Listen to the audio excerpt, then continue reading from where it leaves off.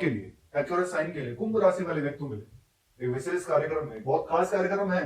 कुंभ राशि अप्रैल 2025 मासिक राशिफल मंथली प्रिडिक्शन, साढ़े साथी तीसरा चरण, पहला महीना, साढ़े साथी का तीसरा चरण शुरू हो गया आपका अप्रैल में, और ये पहला महीना होगा अप्रैल 2025। कैसा रहेगा आपके लिए अप्रैल 2025, सभी कुछ बताने वाला हूं कुंभ राशि वाले व्यक्तियों को और सभी विषय पर। आपका स्वास्थ्य, आपकी शिक्षा, आपका प्रेम प्यार, आपका वैवाहिक जीवन, आपका भाग्य, आपका करियर, आपका बिजनेस कैसा रहेगा, और वीडियो के अंत में बताऊंगा आपको अचूक उपाय, क्या उपाय आपको फॉलो करने चाहिए। लेकिन अभी फॉलो यहां करिए, आप यहां फोकस करिए, सब कुछ समझ में आ जाएगा आपको कि नवग्रहों की क्या प्लेसमेंट है कुंभ राशि से, कहां कहां पर उनका एस्पेक्ट है, और नवग्रह आपको क्या फल देने में सक्षम होंगे, क्या नेगेटिव है क्या पॉजिटिव है। चले जानते हैं दोस्तों, ये कुंभ राशि है आपकी, राशि के स्वामी बनते हैं आपके शनिदेव। ठीक है, शनि आपके सेकंड हाउस में है, राहु सूर्य शुक्र और बुध के साथ में। ठीक है, आपके फोर्थ हाउस में है बृहस्पति, पंचम भाव में है मंगल विराजमान, आपके एट्थ हाउस अष्टम भाव में है केतु विराजमान। ठीक है, अभी देखिए राशि के स्वामी आपके शनि सेकंड हाउस में आ चुके हैं। सबसे पहले हम बात करेंगे आपके स्वास्थ्य के बारे में, आपकी हेल्थ कैसी होगी। दोस्तों, शनि की साढ़े साथी का जो पीक टाइम होता है, जो पीक पर होता है ना, वो होता है सेकंड फेज, दूसरा चरण, जब शनि आपकी राशि में ट्रांजिट कर रहे होते हैं।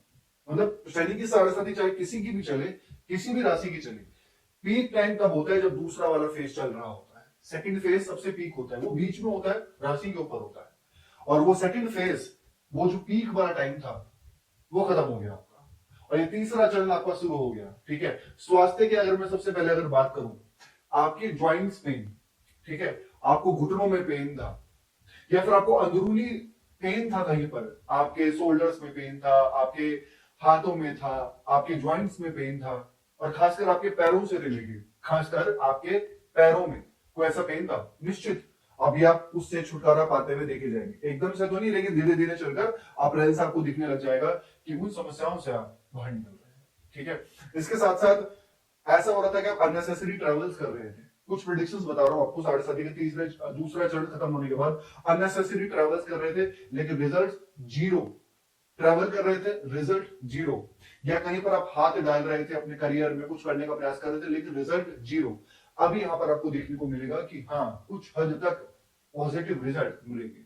स्वास्थ्य की बात करूं तो हाँ, कुछ चीजें अभी आपको ध्यान रखनी है। शनि सेकंड हाउस में है, राहु के साथ में श्रापित दोष, 18 मई तक ध्यान रखना है आपको। क्या? डेंटल इश्यू, थ्रोट इंफेक्शन, गले से रिलेटेड इंफेक्शन, एलर्जी, इनका ध्यान रखना है आपको।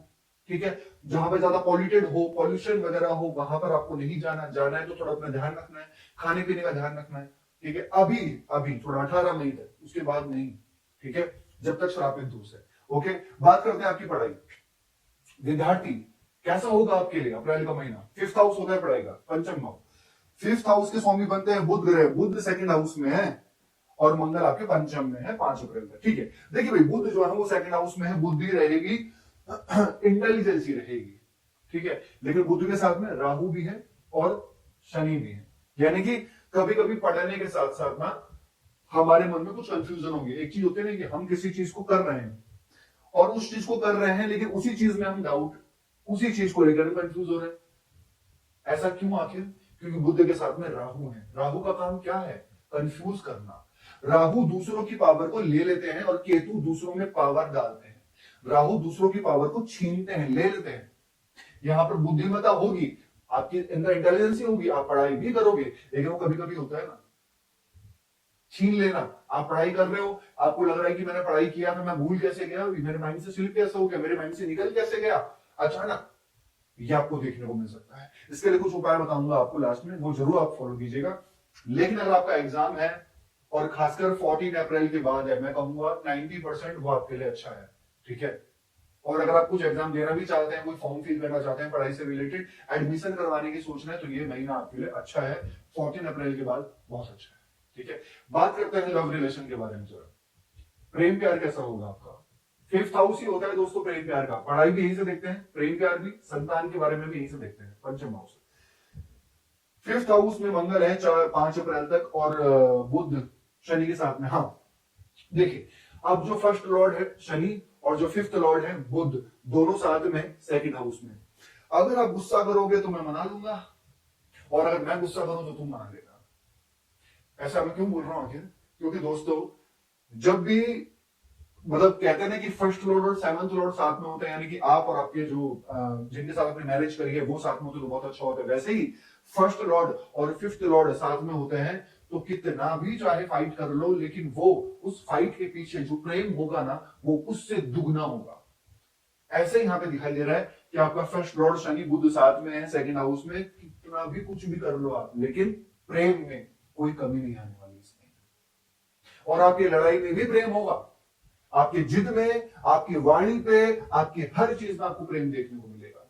क्योंकि शनि के साथ में आप बुध हैं, लेकिन फिर राहु क्या कर रहे हैं साथ में बैठ के? राहु कंफ्यूजन क्रिएट कर देते हैं, कभी कभी एक शंका क्रिएट कर देते हैं, तो बस उसको दूर हटाना होगा आपको। और कोई भी चीज अगर आपके बीच में आ रही है तो उसको बीच में आने ही मत दीजिए, आप उसको पहले ही रोक लीजिए, वो ज्यादा बेटर होगा। ठीक है, बात करते हैं वैवाहिक जीवन के बारे में, मैरिज लाइफ। सेवंथ लॉर्ड सूर्य सेकंड हाउस में, सेवंथ हाउस होता है मैरिज का, लाइफ पार्टनर का। सूर्य के साथ में शनि है। ओके, ये तो वाली बात हो गई जी कि मैं तो जो हूं शेर हूं और तुम सवा शेर हो। क्योंकि शनि और सूर्य हालांकि साथ में तो है, लेकिन राहु भी है और सूर्य यहां आने वाले हैं 14-15 अप्रैल के बाद। मैरिड लाइफ बेटर है, अच्छी है, लेकिन आपके जो लाइफ पार्टनर उनके ट्रैवल देखे जा सकते हैं, या फिर काम का थोड़ा सा प्रेशर बढ़ सकता है। लेकिन जो वो काम का प्रेशर होगा ना, वो उनके सक्सेस की तरफ होगा, उनके बेनिफिशियल की तरफ होगा, ऐसा दिखाई दे रहा है।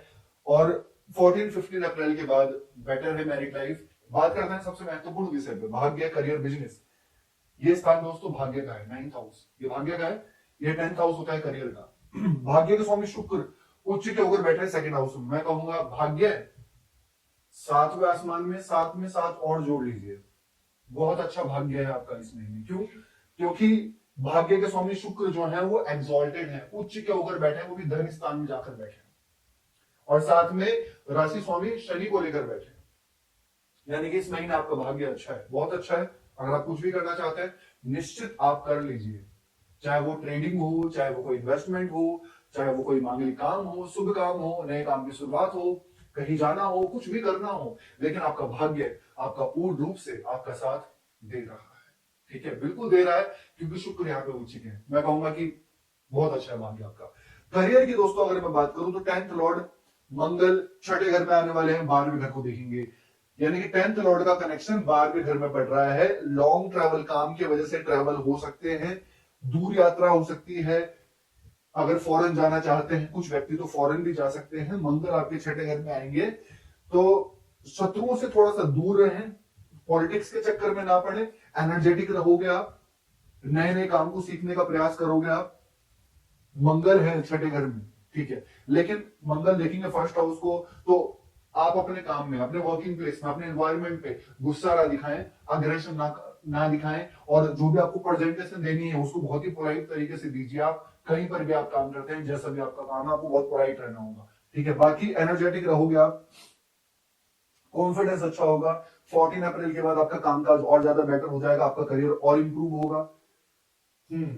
बस मंगल छठे घर में है ना, तो ये दिखाता है कि समटाइम्स पॉलिटिक्स, शत्रुता होना, या कुछ लोग आर्गुमेंट्स करना आपके साथ में, या आप कभी आर्गुमेंट कर देना एकदम से, क्योंकि शनि भी आपके सेकंड हाउस में राहु के साथ बैठे हैं शराबी दोस्त में आगे। तो आपको बस दो चीजों पे ध्यान रखना है, तो अग्रेशन और दूसरा अपनी वाणी पे, जल्दबाजी नहीं करनी है आपको करियर। और दोस्तों 14 अप्रैल के बाद जब सूर्य हो जाएंगे उच्च के, अगर कुंभ राशि वाले व्यक्ति जॉबलेस हैं, आपके पास में जॉब नहीं है, तो 14 अप्रैल के बाद निश्चित जॉब लगने की पॉसिबिलिटी काफी अच्छी दिखाई दे रही है। इंटरव्यू के कॉल्स आ सकती हैं, और 80-85% जॉब, करियर, कॉर्पोरेट अच्छा दिखाई दे रहा है मुझे यहाँ पर। बस मंगल नीच के हो जाएंगे तो दो चीज मैंने आपको पहले बोल दी है, वाणी और गुस्से पे ध्यान रखना है, जल्दबाजी के चक्कर में कुछ भी नहीं बोल देना आपको, ये ध्यान रखना होगा, कोई डिसीजन जल्दबाजी में नहीं लेना आपको। ठीक है, बाकी बिजनेस की अगर बात करूं दोस्तों, बिजनेस इस महीने आपका व्यापार काफी अच्छा है, क्योंकि बुध आपके सेकंड हाउस में है, साथ में बृहस्पति भी जो है वो केंद्र में है, 10th हाउस को देख रहे हैं। आप अपने बिजनेस को बहुत ही अच्छे तरीके से चलाएंगे, बहुत अच्छी ग्रोथ होगी बिजनेस में इस महीने, क्योंकि सेकंड हाउस में बुध बैठे हैं, धन स्थान में ग्रोथ होगी, बैंक बैलेंस अच्छा होगा आपका, व्यापार आपका चलेगा। क्या उपाय करना चाहिए आपको? सबसे पहले दोस्तों आपको इस महीने मंगल का बीज मंत्र जरूर करना है।